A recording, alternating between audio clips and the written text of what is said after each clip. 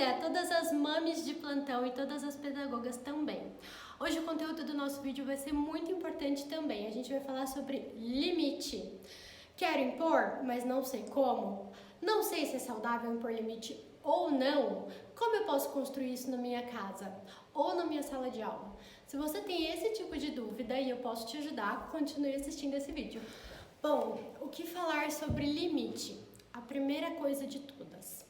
É importante impor limite? Claro que sim! Por quê? A gente vive num mundo adulto hoje em que a gente convive com regras e com limites. E por que existem limites e regras em sociedade? Porque isso faz todo o diferencial para a gente continuar convivendo em sociedade. Se não fossem as regras e se não fossem os limites, o ser humano não teria noção do seu espaço. E sem noção do nosso espaço pessoal, de até onde eu posso ir, a gente atropela uns aos outros e seria o verdadeiro caos. Então sim, limite é um fator extremamente importante. Bom, definindo isso, a gente pensa agora. Eu quero impor limite na minha casa, nos meus filhos, nos comportamentos dele em casa, mas eu não tenho certeza de como. Daí a gente continua essa conversa. Como?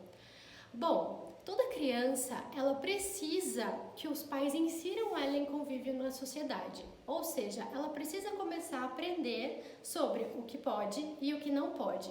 E é para isso que os pais estão presentes nesse momento. Os pais entram nesse momento com um dever moral de tornar os limites saudáveis. Eles podem e devem ser, sim, saudáveis. Como assim? Quando você vai estabelecer um limite na sua casa, você não vai simplesmente dar uma ordem. Pronto, acabou, é isso. Não. Com a criança, você tem um jeito muito específico de impor limite. Como é esse jeito? Esse jeito é assim, você precisa dar opções para o seu filho. Por exemplo, você precisa sair de casa e ele tá lá super entretido nos brinquedos dele. E ele começa a fazer birra. Eu não vou guardar, não sei o que, joga os brinquedos longe, coisas assim. Qual é o limite que você vai impor? Filho, a mamãe vai te dar duas opções. Opção 1, você brinca mais 5 minutinhos, depois a gente precisa sair. Tudo bem? Ou a segunda opção é, você guarda agora, num outro momento, supondo que você volte à noite, quando a gente chegar em casa, você pode brincar durante 30 minutos. Estabeleça prazos, estabeleça metas com o seu filho. Por que essa questão de duas opções é tão importante? Porque a criança ela vai sentir que ela tem escolha, ela não vai se sentir mandada, digamos assim. Sim, no fundo, de certa forma, você está controlando sim as opções do seu filho. Por quê? Você sabe de que maneira ele precisa ser inserido na sociedade, certo? A gente não sai da nossa casa e faz o que a gente quer. Isso em qualquer contexto, em qualquer sociedade. Portanto, esses limites são saudáveis, inclusive para o seu filho começar a criar resiliência. Tolerância à frustração é uma coisa que hoje em dia está fazendo muita falta na nossa sociedade. Os jovens eles têm vindo com pouca tolerância, com pouca resiliência. Tem sido tudo sobre eu e muito pouco sobre o outro. Quando você começa a estabelecer limite, você começa a mostrar para a criança que ela precisa passar por cima de alguns desejos dela, descentralizar um pouco o egocentrismo para entender as necessidades do outro. Então você está fazendo isso de uma maneira muito saudável com o seu filho. Você não precisa chegar a ser imperativo no sentido de você vai guardar isso agora e acabou. Não. Quando você faz isso, você gera uma rebeldia enorme no seu filho. Porque ele está se sentindo desrespeitado. E ninguém que se sente desrespeitado reage ou responde com amor. Quando você dá uma opção, você está respeitando o seu filho, porque ele, de certa forma, ele vai escolher, mas dentro dos limites estabelecidos, certo? E esse jeito de respeitar é uma forma de amor.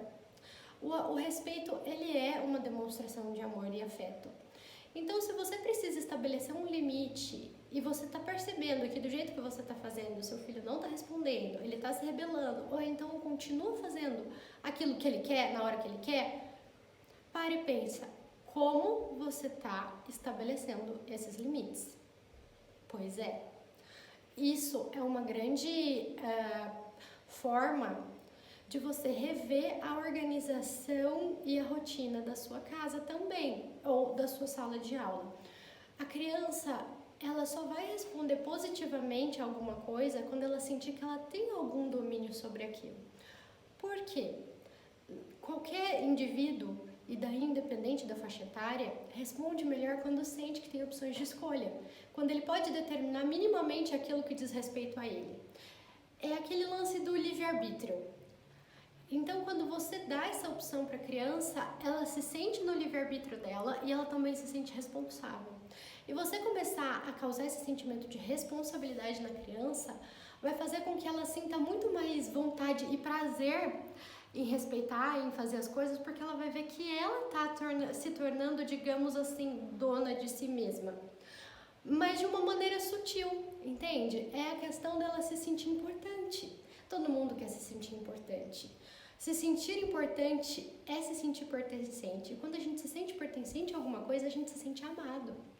E aí a gente tende a fazer cada vez mais de um comportamento positivo, porque a gente ama esse sentimento. Eu sou capaz, eu sou amado, eu pertenço aqui. Olha como é lindo isso. Você não quer que seu filho se sinta assim? Ou se isso te faltou, você não queria que alguém tivesse lidado com você dessa forma? Então, por isso é tão importante dar uma opção para a criança e estabelecer limites dessa forma.